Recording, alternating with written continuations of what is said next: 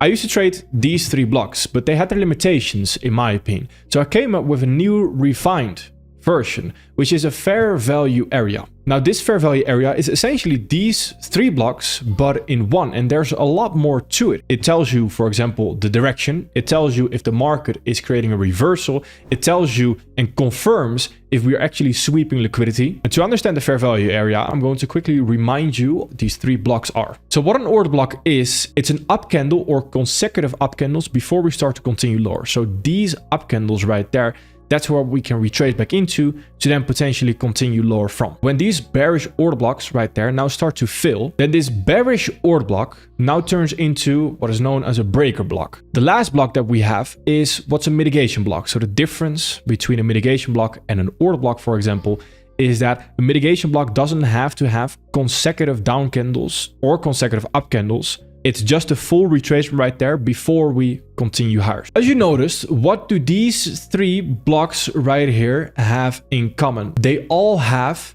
3 swings, and those 3 swings is exactly what makes a fair value area. So what happens right here is that when the first swing lower happens right there, the market is essentially offering sellers a fair chance to get involved right there. Then once we start to get this retracement right here, this retracement is where the market is currently offering fair value. And once it's done with that offering of fair value, we start to continue lower right there. When we start to continue lower right here, we have one area where we have now offered sellers, offered buyers, and offered sellers right there. Overlapping area with the sellers and the buyers. So essentially the retracement that we had before we continued lower, that is the fair value area.